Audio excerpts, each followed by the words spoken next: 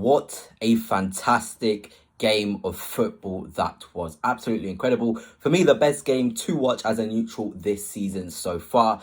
And if we look at the game from a tactical standpoint, I think United really got it spot on.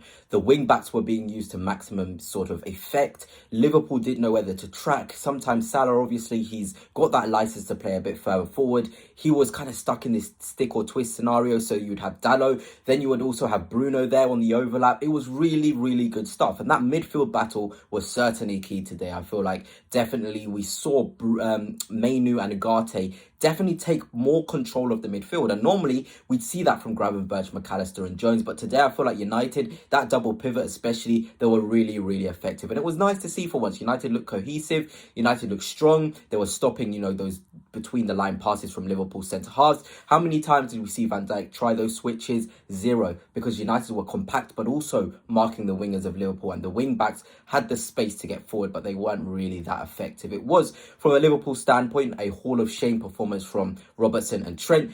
You kind of have to ask the question now, is Trent's head really at Liverpool? With performances like that, he was really scruffy, slashing his passes, playing too quickly. Not what we want to be seeing from Trent Alexander-Arnold, but I feel this video should definitely be talking about United and how effective they were, rather than Liverpool not being at their best. Because for Liverpool, you can't win every game. They're definitely still far, far, far in terms of a title contender. The best for the title for me. I feel like Arsenal was still a bit too far behind. But Liverpool, this was a great opportunity. Get extra points, 2 points ahead of your rivals Arsenal, who dropped points. But hey, like I said, you can't win every single game, and United are always going to up the gear when they play against teams like Liverpool, Arsenal, City. They really do know how to find that extra edge. And now the question is for United as well, can you do this against the teams in and around you? It's great going to Anfield and putting a performance like that. It's great going to Etihad and putting a performance like that. Even when they went to Arsenal, they only conceded 2 set-piece goals. That could have easily been a draw as well. So how about doing it against those smaller teams, finding that balance? Because you can win all these big games, but ultimately the most points are won against those teams in and around you and near the bottom of the Premier League table. You're not going to win the Premier League or be challenging high in the Premier League if you can only beat and perform in those big games. But definitely something for Amorim to sort of build on. I thought, in particular, individual performances, like I said, UGARTE was really good and Mainu were really, really good in there. But Bruno Fernandes, for me, probably his best performance in a United shirt this season for me. Definitely. When he was put into that deep position, he found control. He was composed. We saw him dribbling in and out of midfield. It was really, really nice. I love that from Bruno. He has the quality. He has the experience. He knows how to play in these sort of games, but we haven't seen it enough. And United fans certainly will want to see this more from Bruno Fernandes. They want to see their captain sort of performing, putting in these miles, putting in that composure in games, not just treating the ball almost like it's a bomb, as people like to describe with Bruno Fernandes, but finding that composure, finding that rhythm, finding those pockets of spaces as well. We saw him overlapping, like I said, in the first half when he was in the right left 10 spot. He found that balance really, really well, and Amorim will be proud of that sort of performance as well. And I want to talk about Garnacho in a United sense as well, because there's been a lot of hate towards him. Yes, his attitude isn't great. Yes, sometimes he can moan a lot. But today, I really loved how he came onto that pitch, United fans. He really came on with a purpose, with a cutting edge. He was like, okay, I'm going to come and I'm going to influence this game. I don't care. I'm on the bench. I'm angry, but I'm going to influence the game today. He deleted his Twitter today, I think,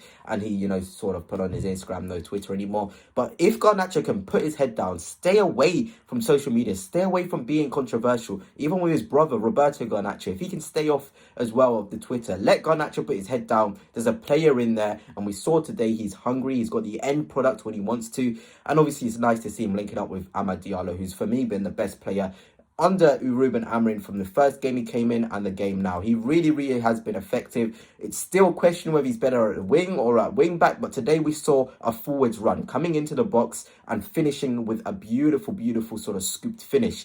And of course, there'll be a lot of talk today about Rasmus Højlund missing opportunities, but I love the way he ran the line. He was running the width, he was holding Konate. There was times, as a striker, you're not meant to win every single duel, but if you win 3 of your duels per game, creating 3 opportunities where you can score from, you're doing a good job. And Højlund did that.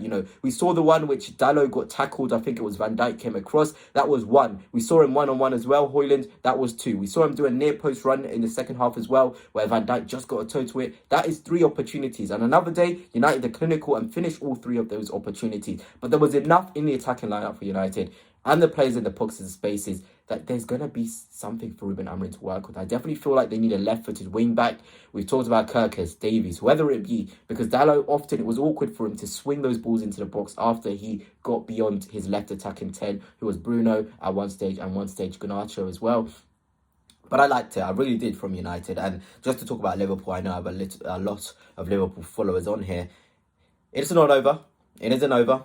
It was disappointing. You can see what happens and why Slot is so sort of persistent on control. He's a JVP sort of coach. He wants structure. He wants control. He wants slow in terms of the game. But Liverpool, the players, they've got the profiles. They're still used to that crash, bang, wallop game. And United were up for it today. They weren't ready to be rolled over in that crash, wallop, bang game. And that's what happens. You have a game which is end-to-end. They could have lost it at the end with Maguire. They could have won it at the end with Bradley. But that is not what Slot will want to be seeing. Even if Liverpool had sort of won that game, he would have been disappointed because he wants to see composure. He wants to see structure. And Liverpool lost that today. And it's a big test for them against Nottingham Forest. Big win definitely needed. And obviously to hope Arsenal drop points. They've got Tottenham next. This very, very difficult game. But Liverpool, they're still there. They just need to keep the composure. These games can happen. But don't let the heads drop. The Trents, the Robertsons, anyone there, don't let their head drop. But what a game of football that was. United really turned up today.